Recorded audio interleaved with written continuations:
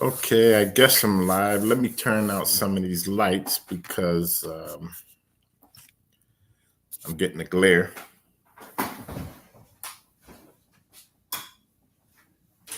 Let's see.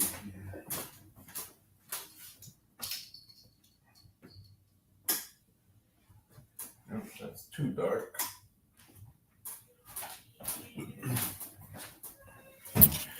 Well, I usually don't get this glare. I'm going to try to see if I can fix this, all right?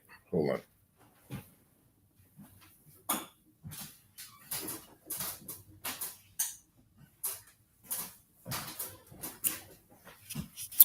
Okay, that's better. That's better right there. Um, I'm making this video because I heard that Whoopi Goldberg is asking for grace for Janet Jackson. Apparently, Janet Jackson did an interview with somebody. I don't know who, but I think the media outlet was in a different country, and they asked her about, oh, you guys are about to have the first female Black president. So Janet's response was, I didn't know she was Black. I heard she was Indian and Irish. I heard she was Indian and that her father was Irish.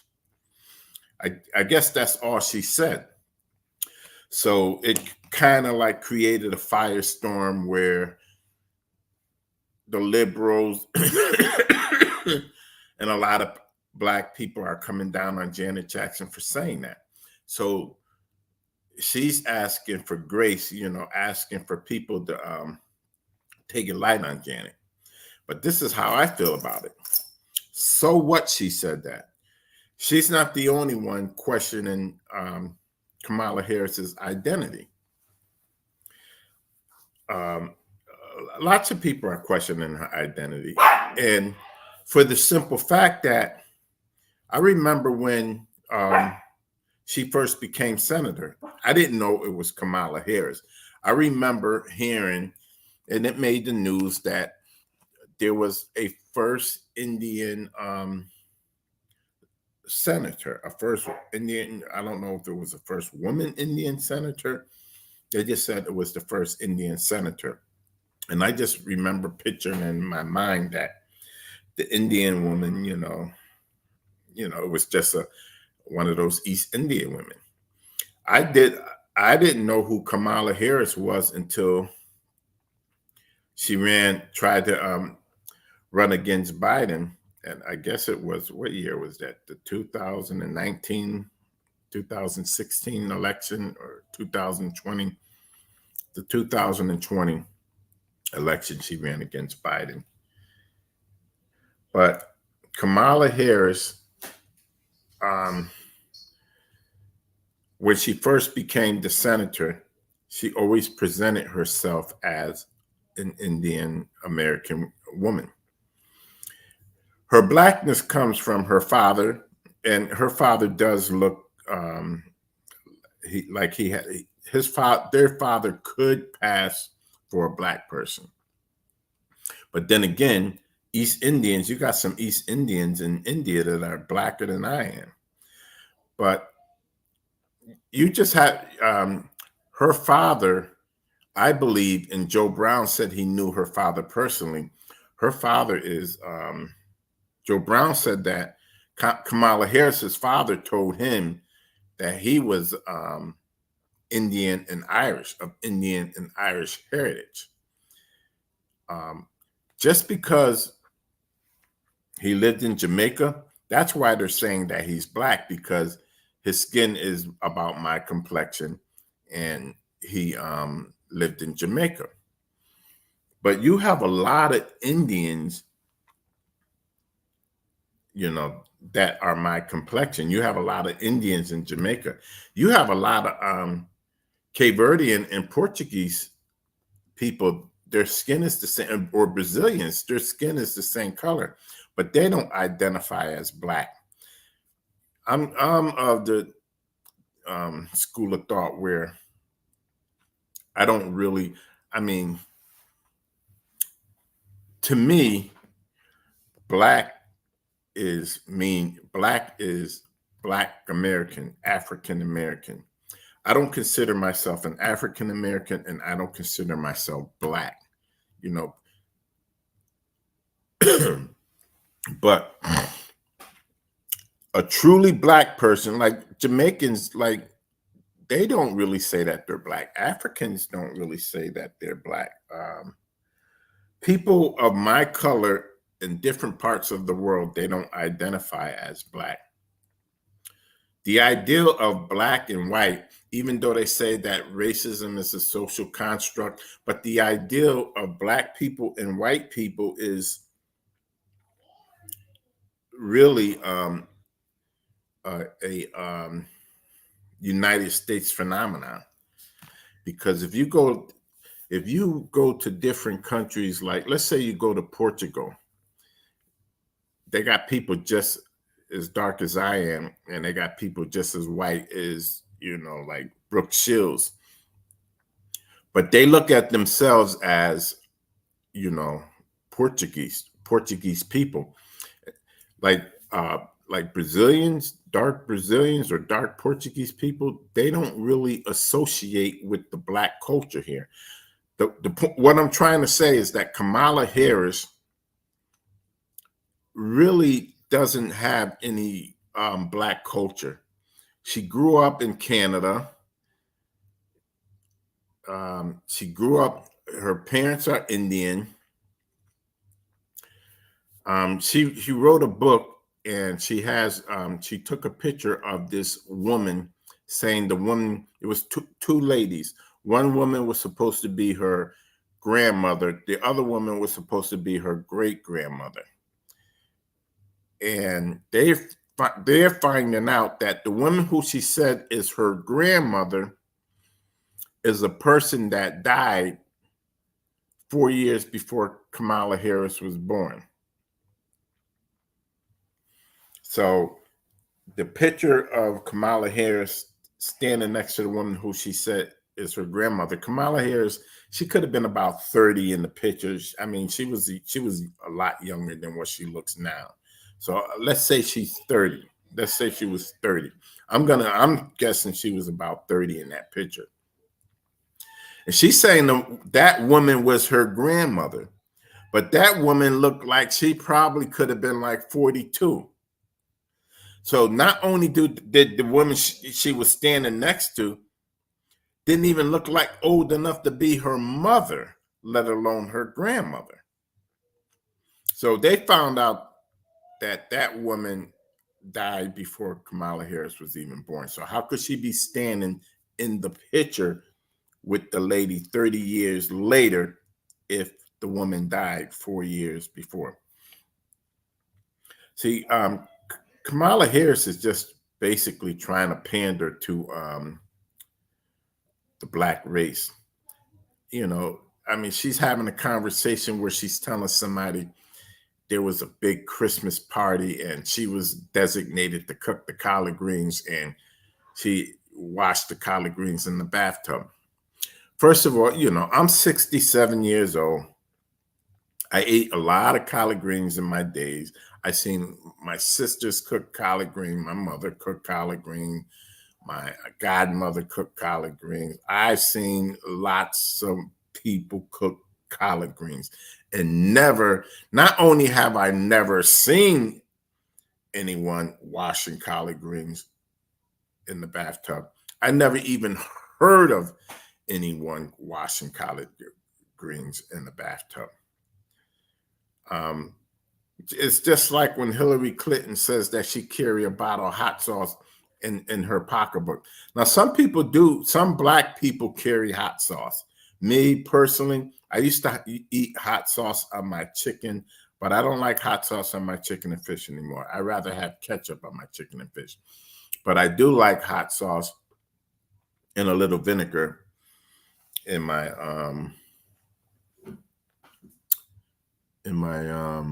collard greens. So I don't think that Janet Jackson needs any grace. And who designated Whoopi Goldberg to be the one to call for grace? Grace is something that you get forgiveness even though you don't deserve it. But there's nothing to forgive Janet Jackson for. She did nothing wrong. She just gave her opinion. She just stated a fact. I would say she just stated the fact that Kamala Harris is not black. And this entire campaign reminds me of how gullible and how easy black people are, how gullible and easy it is to fool black people. I mean, we've been voting Democrat. They said black people started voting Democrat in like around the Depression, when the Depression was ending, because during the Depression, people looked to for leadership. They were looking for somebody to bail them out of this. They were looking to the president for leadership. Before the Depression of 1929 in the United States, people didn't look to the president to solve problems or for leadership. The president was just the job. A senator's job was more important than being a president. But after Franklin D. Roosevelt, when he had all of these programs, ouch, goddamn, stuck myself with the needles. Franklin D. Roosevelt, like Social Security programs, and he started a lot of programs to help, the poor and depressed people during the 1929 stock market crash. There was a lot of welfare programs. So that's when black people switched over to voting Democrat. But black people were always like Republican, because the Democratic Party is the party that started the Ku Klux Klan. The Democratic Party were the ones that were filibustering the civil rights bills and everything like that. People think it was like the Democrats. Yeah, Kennedy was about to sign. Kennedy basically was forced to push the civil rights bill through. But after Kennedy was assassinated, they told Johnson, you have to sign this civil rights bill. Because after Kennedy was assassinated, first thing Johnson did was amp up the Vietnam War, and they told him sign the civil rights bill. But Johnson's words were, I have these N-words voting Democrat for the next 200 years. And, I really don't understand, like Trump says, you've been voting Democrat all this long. What do you have to lose? Vote for me. To be honest with you, I think I was better off when Trump was president. I mean, things seemed good. Gas prices were down, man. And, I was house. Excuse me. Interest rates were low, like 3.5%, 3%. And people were buying houses. I'm a real estate broker, and I was making money. But now interest rates are like 7%. Freaking groceries is expensive. Meats are expensive. Eggs are expensive. Everything's expensive. Home Depot,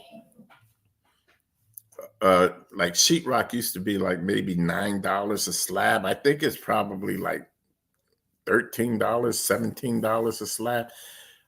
Like thermostats that I used to see, thermostats you put on the wall that I used to see for like $35, $39, they're like $65, $75.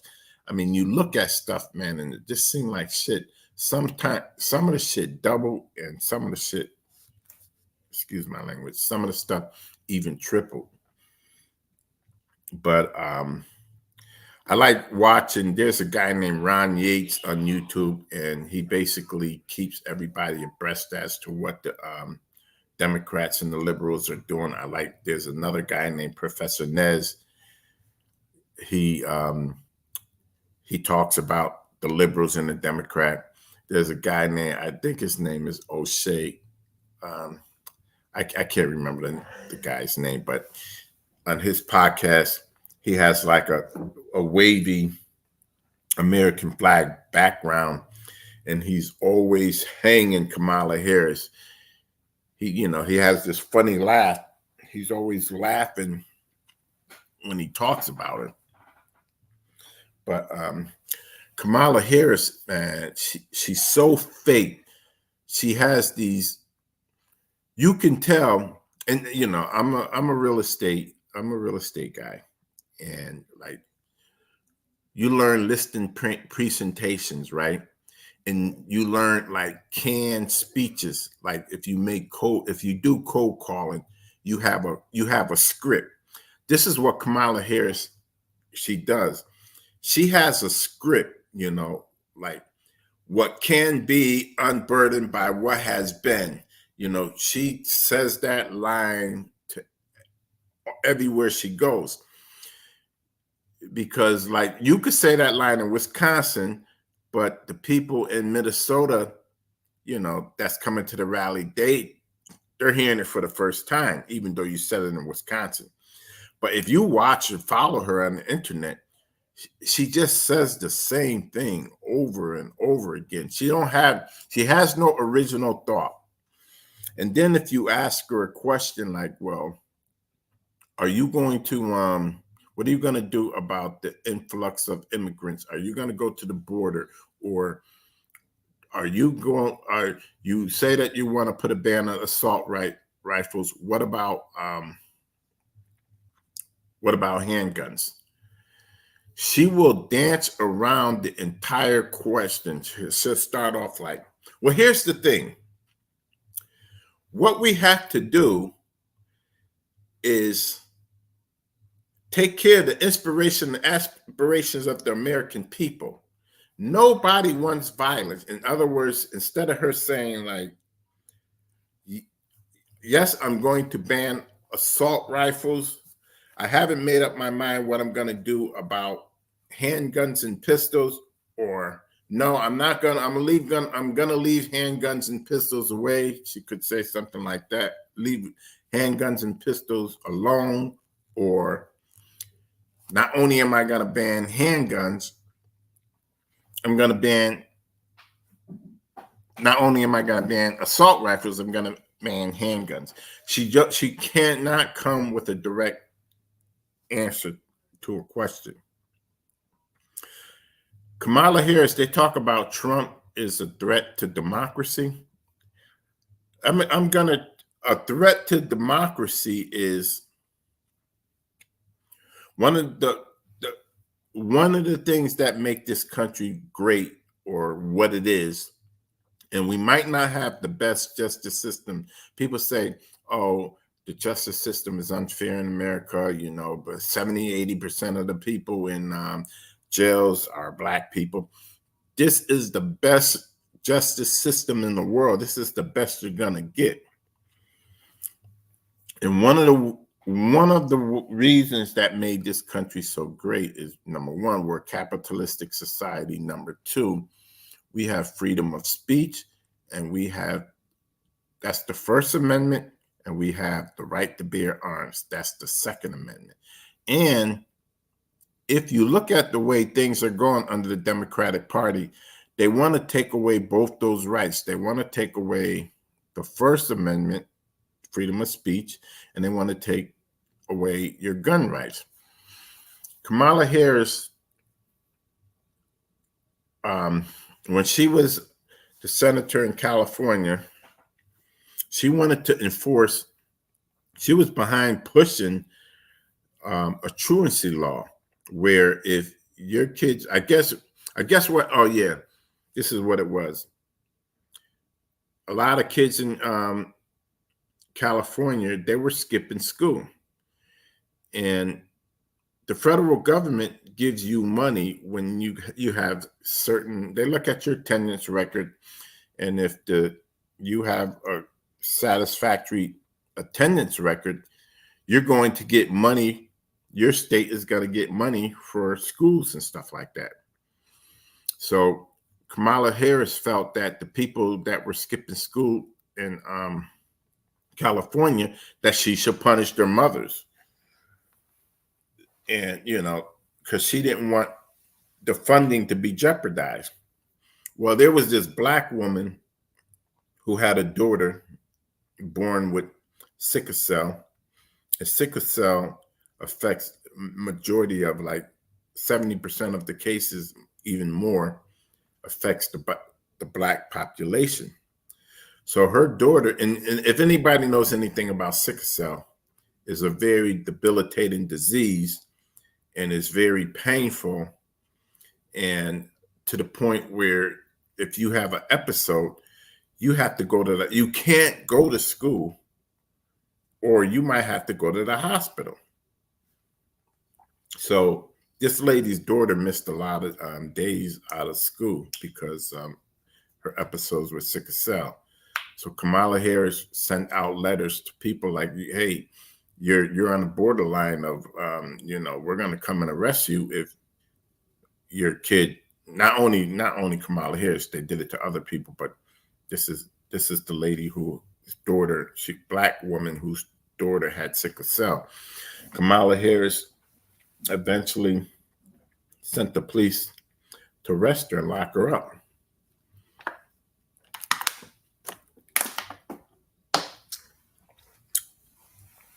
But her daughter, it wasn't like her daughter was playing hooky just for the hell of it and she was the irresponsible mother.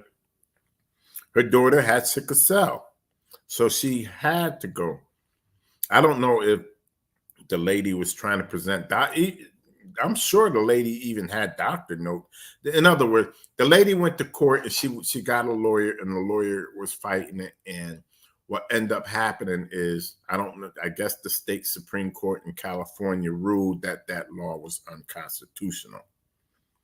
But I don't understand why Trump does not put that in his ads. And Trump should have some, well, there's a documentary on the internet where they're interviewing her, but Trump should use that ad to,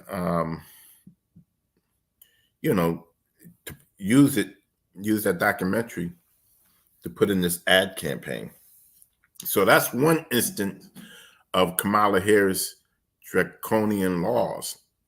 She also wants to have a law where she wants to set a limit on food prices. I mean, who are you? Anybody that knows anything about economics, it's the laws of supply and demand, and the market will adjust itself to the way things are supposed to be if you leave it alone. All economists are saying that if you try to set a price limit on a commodity, it's just not going to work. It's going to destroy your economy. I actually think that's what she wants to do, is destroy this economy, because her father is a staunch Marxist. Her father, he's a straight up Marxist. Not only is he a Marxist, he's like an economic Marxist. He's specifically an economic Marxist.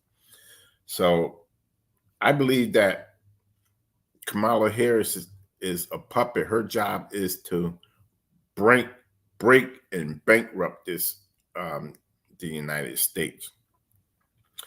And they're using Black people to do it. I mean, and this is one thing I don't understand about Black people, man. We contribute to our own demise. And Black people, we pride people in the hood, Black people, specifically the Black people in the hood, pride ourselves on being able to peep game. But I really don't understand when it comes to these Democrats and voting, man, how we fall for the okie doke that vote for Kamala because Trump is gonna he's gonna he's gonna destroy the democracy of this country. No, Kamala's gonna destroy the democracy of this country. Another thing that Kamala, what she did, what she wants to do that's so weird. Let's see. She wants to. She wants to. If you look what she said, she wants to be able to come interfere with the sanctity of your home. Law-abiding citizens, law-abiding gun owners with permit. And she was like, basically, don't think that we can't come into your home and check to see if you are following the rules of safely securing your gun. What does she mean by that? You can't, the only way you can come into somebody's home is if you get a search warrant or exigent circumstances. If somebody murders the gas station attendant and the police car pulled up and see him run from the gas station and run to my house, open up the door and close it and slam it. The police can, and if they clearly see that that's what that guy done, the police don't need to go get a warrant to come in here and get that guy, because that's what's called exigent circumstances. You cannot come into this house unless you have a search warrant. But so how is Kamala Harris going to go into somebody's home to check to see if they're safely securing their guns? And what if they don't? In Connecticut, especially if you have children, you could get a pistol permit, but you have to have your pistol locked in the lockbox. Some states you have to have the ammo locked separate from that. But I don't have any kids, so I had a pistol permit. I'm on the verge of getting it again. But when I do get my pistol permit, I'm not keeping it in the lockbox. I might even have sleep with it under my pillow. I have a shotgun, but matter of fact, I gotta practice using the shotgun. I gotta go to the gun range. But anyway, getting back to that's just dumb, you know. You wanting to go into people's house to check to see if they're securing their guns properly. Hey, what's up, Angel?